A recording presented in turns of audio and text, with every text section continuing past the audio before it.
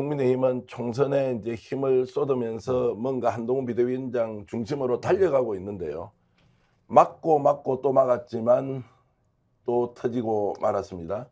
어제 이제 천공 문제가 갑자기 얘기가 나왔고요. 용산에 원래 대통령실 이전부터 호화 오피스텔에서 뭔가를 하고 있었다. 천공이 사무실이 있었다. 이것이 일단 폭로가 됐고요. 또 김건희 여사가 네덜란드 방문 이후에 밖으로 외부 활동을 하고 있지 않은데 이제 누그러뜨리다가도 결국 이제 명품백 문제가 터져 나와 버렸습니다. 자, 그래서 이제 윤석 원내대표는 디올백 관련해서 발언 주의하라고 했는데 하태경 의원이 수도권 선거 망치자는 거냐. 결국 김건희 이제 디올백은 드러내놓고 어떤 식으로든 밟고 지나가든 넘고 지나가든 죽이고 지나가든 다루어야 한다는 쪽으로 가고 있습니다. 신규 변호사. 그럼 뭐 김건희 여사의 논란이 한두 개가 아니지 않습니까? 뭐 정권 초기부터도 뭐 당무에도 개입한다라는 썰도 있었고 또 그 이후에도 굉장히 그 정권의 실세로 역할을 하면서 사실은 뭐 양평 땅 논란이 가장 좀 핵심적인 거였죠. 국토부 장관까지 나서가지고 뭐 결사옹위하는 행태로 민주당과 싸우겠다라고까지 나오면서 김건희 여사와 그 일가를 굉장히 비호를 했었는데 최근에 들어서 이제 그 디올백 관련된 이제 영상까지 나오고 육성과 그 얼굴 이미지까지 나오다 보니까 이제는 뭐 그 영상이 조작됐다라는 말은 참아할 수가 없으니까 그냥 지금은 해결한 것도 아니고 안 한 것도 아니고 그냥 덮어놓고 가고 있거든요. 그러면서 김건희 여사는 이제 네덜란드 갔다 온 이후에는 이제 거의 수면 아래로 지금 사라진 상태인데 저는 지금 국민들의 머릿속, 뇌리 속에는 이미 양평 땅부터 왜 노선을 그렇게 바꿀 수가 있지? 여기서부터 의문이 일단 시작이 됐고요. 그 이후에 명품백을 저렇게 받았네? 그리고 과거의 후보 시절에도 김건희 여사의 육성은 이미 나온 적이 있지 않습니까? 이런 자료들과 물증들을 종합적으로 분석을 했을 때 또 김건희 여사가 현직 대통령의 배우자, 가장 가까운 사이라는 거를 종합적으로 고려를 했을 때 지금 권력을 사유하고 있구나. 이런 추론은 거의 지금 사실로 가고 있다고 저는 보거든요. 그래서 지금은 공적인 수사기관을 통해서 아직 밝혀지지만 않았다 뿐이지 국민들께서는 이미 다 저는 평가를 끝냈다라고 보기 때문에 아무리 윤재욱 원내대표가 이 부분에 대해서 함구령을 내리고 피하자고 해도 아니 국민들이 다 기억하시는데 그걸 어떻게 하겠습니까? 그래서 저는 이 부분에 대해서는 아무리 피하려고 해도 전 회피가 불가능한 사안이다. 저 그렇게 봅니다. 자, 국민과 이제 대통령실 또는 국민의힘 내부의 지도부는 시각이 그렇게 이제 다르다 하더라도 제가 이제 이 대목을 좀 주목하는 것은 김용남 의원께 좀 여쭤보는 거는요. 지금까지는 김건희 여사와 관련돼서는 금기어가 되어서 한동훈 비대위원장 얘기도 하지 않았고 그리고 그것이 어느 정도 대통령실과 합의가 되었거나 최소한 공감하는 상황에서 정치적 행보를 해왔는데 자, 이제 김경률 비대위원이 마포에 출마한다는 일종의 이제 선언을 하고 난 뒤에 김경률 비대위원은 대통령 부부가 사과해야 된다는 발언을 하고 어제 이제 한동훈 비대위원장이 디올백 문제는 국민이 걱정하는 부분이 있다면서 본인은 이제 약간 견해를 바꾸는 것처럼 그래서 대통령실과 갈등을 가지고 있는 거 아니냐 아니면 차별화를 시도하는 거 아니냐라고 하는 것 때문에 대통령실과 비대위 사이에서 뭔가 이제 갈등과 균열의 징조가 있다 이렇게 좀 해석을 할 수도 있지 않느냐는 겁니다. 그런 게 시작되는 것 같아요. 예. 지금 소문입니다만 한동훈 위원장하고 이철규 의원하고 뭐 서로 목소리를 높이면서 말다툼을 했다라는 소문도 있거든요. 그 말다툼이 일어난 게 뭐겠어요? 그러니까 한동훈 위원장이 와서 한 3주 지금 지났잖아요. 겪어보니까 처음에는 사실은 정치를 전혀 모르고 비대위원장으로 왔는데 와서 이 사람 저 사람 얘기 들어보니까 야 이러다가는 본인의 정치 생명이 시작도 못 해보고 그냥 죽는 거 아닌가 이런 위기감을 좀 느끼지 않았을까 싶어요. 그러다 보니까 지금 김경률 회계사 같으면 그전 같으면 저런 발언하면 무조건 공천 잘리죠. 제가 몇 달 전부터 이거 김건희 특검법 여당에서 먼저 수정 제안해야 된다 이런 얘기를 했는데 그 분위기 싸하거든요. 그런 얘기하면. 근데 그런 얘기를 한 사람을 한동훈 위원장이 마포에 가서 국민의힘 마치 공천이 확정된 것처럼 손들어주고 이 사람이 민주당의 정청래 의원하고 싸울 사람이다 이렇게 소개를 해버렸잖아요. 그 행위 자체는 대단히 부적절한데 그전 같으면 용산의 뜻에 100% 복종하는 여당 지도부라면 그게 가능했을까 싶어요. 그 김경률 회계사처럼 이 디올백에 대해서 언급을 하는 사람이 그 거의 공천을 확정받는 것 같은 모양새가 나오기가 힘들거든요. 그러다 보면 약간 이게 틈이 벌어지고 있는 거 아닌가 싶은데 문제는 이게 정말로 정치적으로 홀러서기를 하려면 한동훈 위원장이 대가 세야 되는데 그 정도로 대가 센지는 잘 모르겠어요. 제가 부연에 좀 설명을 드리면 시청자 여러분 확인되지 않은 겁니다. 지금 언론사 정치부장들이 공유하고 있는 정보 내용에 보면 한동훈 비대위원장이 김경률 비대위원을 마포월 공천을 전략적으로 전략공천을 할 것처럼 하고 난 뒤에 대통령실이 노발대발했다는 겁니다. 시스템 공천 외치고 있던 한동훈이 왜 특정 지역에 특정 후보를 내놓느냐라고 하면서 교감되지 않는 상황에서 단독 플레이를 하고 있다. 이거 제재해야 한다. 큰일 나겠다라는 것이 흘러나왔고요. 그것 때문에 실제로 한동훈 비대위원장이 굉장히 긴장하고 있다는 이야기가 있었는데 오늘 아침에 또 한 언론 보도에는 한동훈 비대위원장이 지난 1개월 동안 대통령과 식사하거나 통화를 한 적이 없다. 이런 얘기를 또 본인이 해버렸습니다.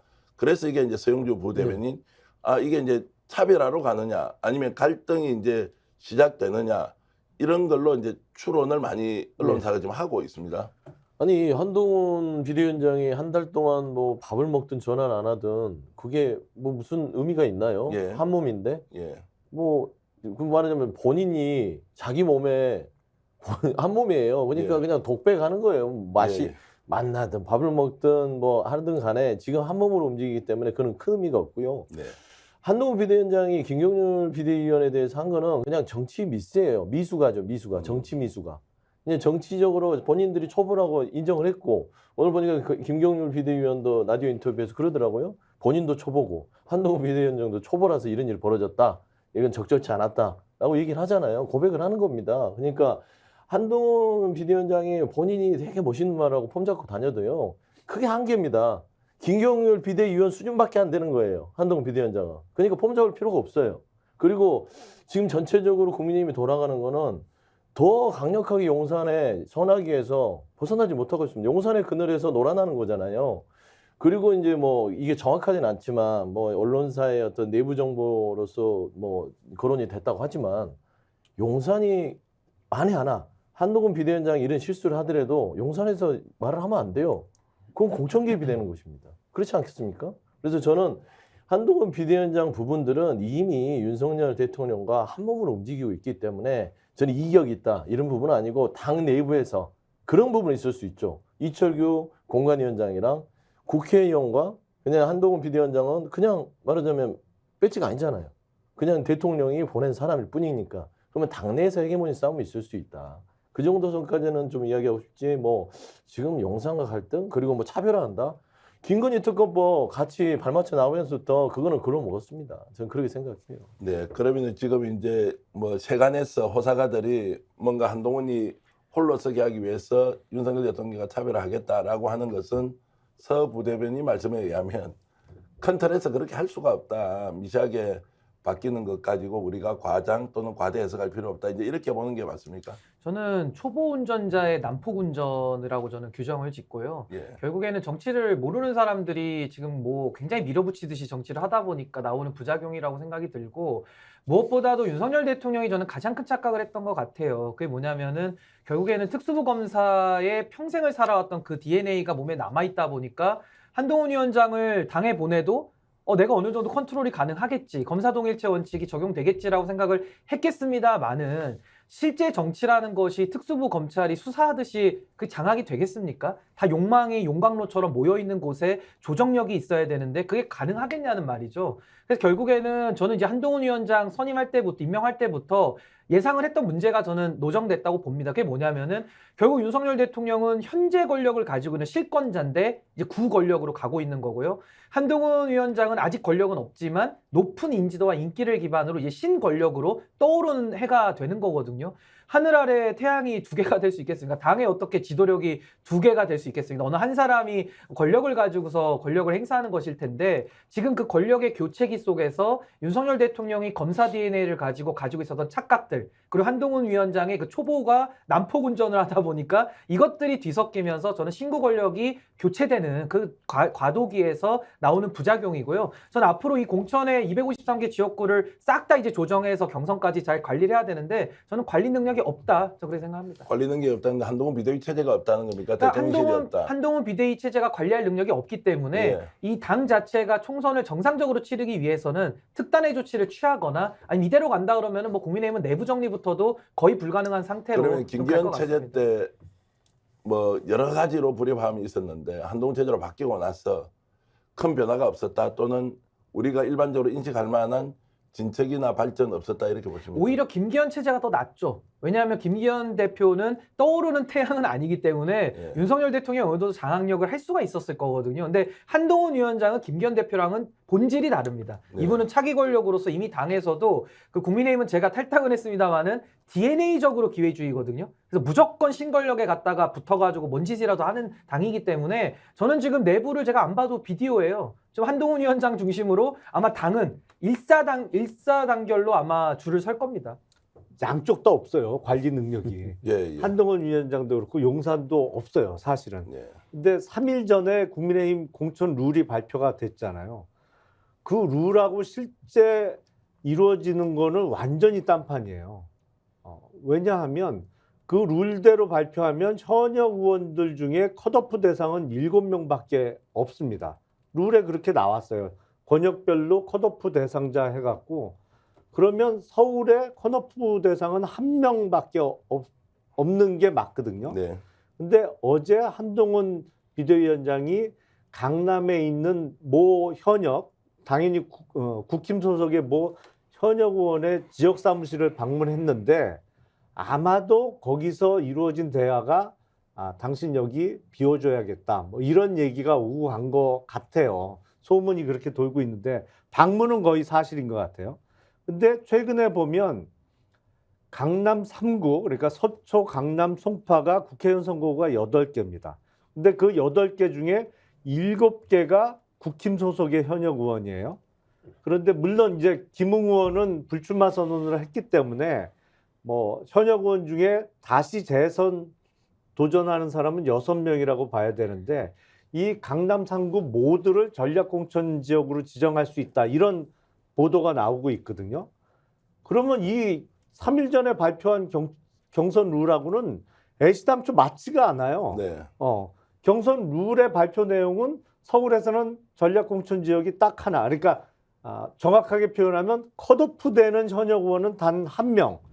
전국적으로 다 해도 7명만 컷오프 대상인데 서울에서만 현재 김웅 의원까지 포함하면 7명의 현역 의원이 있는 강남 3구를 모두 전략공천 지역으로 지정을 해버리면 그 현역 의원들은 공천이 안 된다는 얘기거든요. 그러니까 지금 룰 따로 실제로 돌아가는 것 따로 한동훈 위원장 따로 용산 따로 지금 국민의힘은 완전히 혼란 상태예요.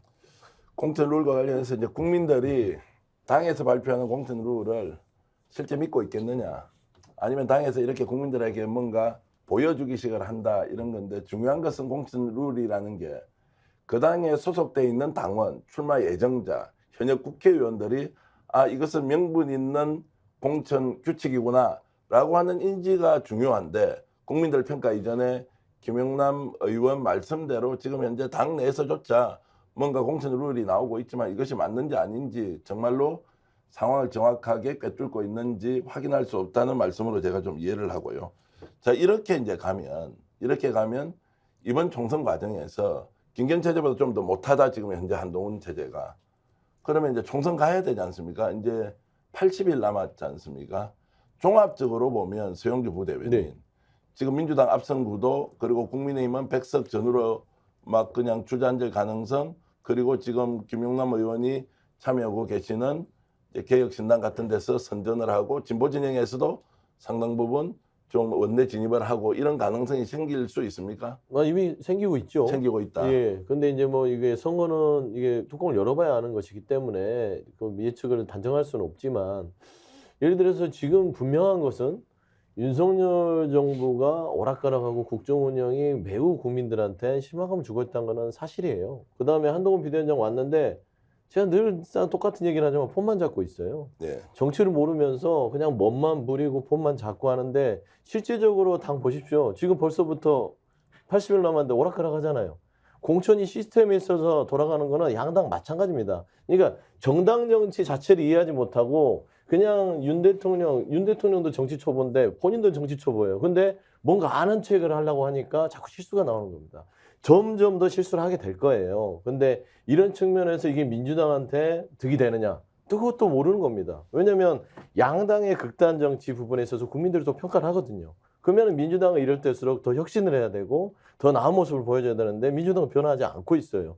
그러면은 양당이 이런 모습을 보이면 결국엔 삼지대의 텐트만 커질 뿐이에요. 그래서 그런 의미에서 이번 총선은 국민의힘은 솔직히 조금 희망이 점점 사라지고 있다는 것은 좀 개인적으로 좀 판단이 되고요. 그런다고 해서 민주당이 여기에 득을 보느냐? 그거는 저는 장담할 수는 없고요.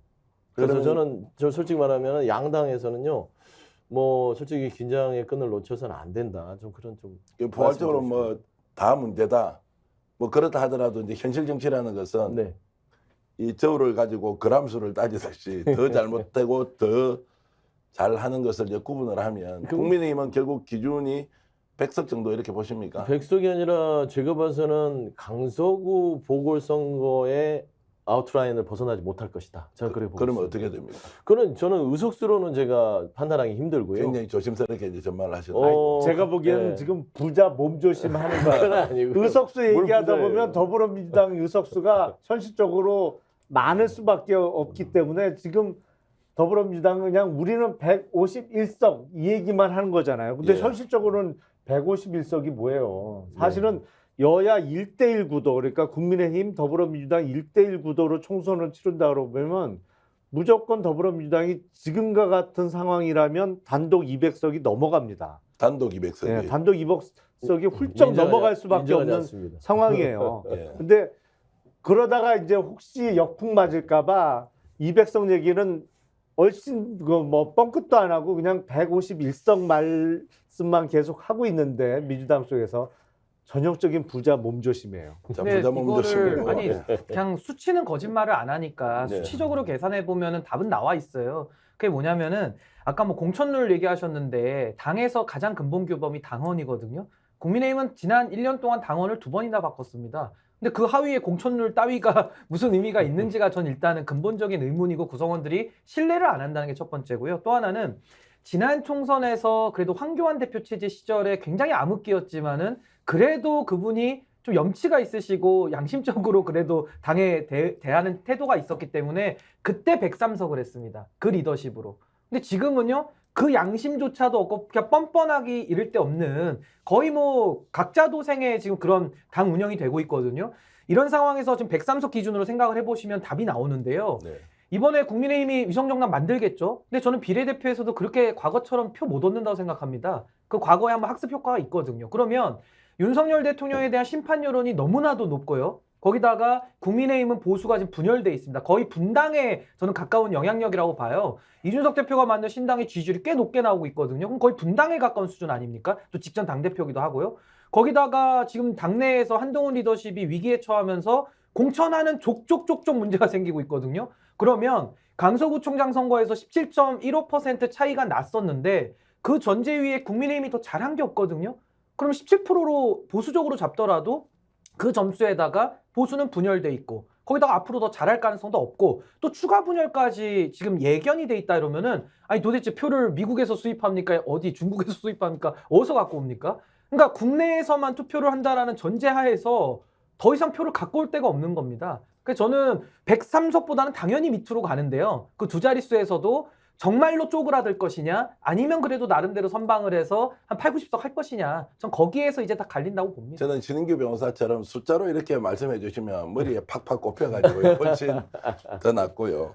제가 이제 김영환 의원께 좀 여쭤보면 아까 이제 민주당 부자 몸살인다라고 하셨는데 뭐 그런 부분도 있는 것 같고 제가 지난 한 십몇 년 동안 정치 평론을 하면서 이번 총선처럼 변동의 가능성이 높은 때가 있었느냐 이런 생각이 듭니다. 예측 불확실성이 굉장히 높다는 건데 보수 정당 내에서 이제 분열해온 개혁신당이 있지만 이 개혁신당이 나온 과정을 보면 나름의 명분을 이미 그 기득권 쪽에서 만들어주고 여기에서 반발하는 모든 사람이 여기 모이고 그리고 민주당에 실망한 사람을 담아낼 수 있는 정도의 개혁신당이 만들어진다고 보면 실제로 제3당으로서 몇 석을 할 것이냐 이 문제로 가느냐 아니면 보수 2당이 될 수도 있는 거 아니냐라는 것까지 포함해서 이 변화의 가능성이 매우 높다고 저는 생각하는데 저와 달리 다수의 정치평론가 특히 이제 민주당 쪽의 사정을 아는 사람들 국힘의 원래 힘을 아는 사람들은 야 정치판에서 그런 일 없다. 2016년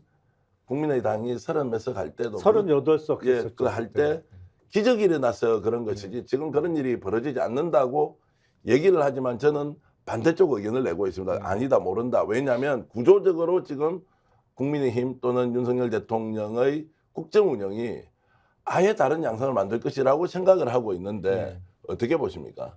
저는 범야권으로는 200석을 무조건 넘긴다고 생각을 합니다. 근데 지금 제3지대가 형성돼 가고 있기 때문에 이 제3지대가 뭐 결국엔 거기도 야당으로 봐야 되겠죠. 그 제3지대가 얼마를 차지하느냐에 따라서 더불어민주당의 단독 200석이 되느냐, 200석 이상 아니면 단독 200석은 안 되고 균형을 어느 정도 잡을 수 있느냐 이게 관건이라고 보는데 우리 국민들께서는 늘 어느 한쪽의 권력이 확 쏠리는 거는 좋아하지 않으시는 것 같아요. 그래서 지금 여권에 대한 비판이 상당히 거세고 윤석열 정부에 대한 실망감이 크기 때문에 야당의 의석이 많이 가는 구조에서도 그렇지만 더불어민주당이 단독 200석을 넘기기에는 표를 안 주실 거라고 저는 보기 때문에 대략 그냥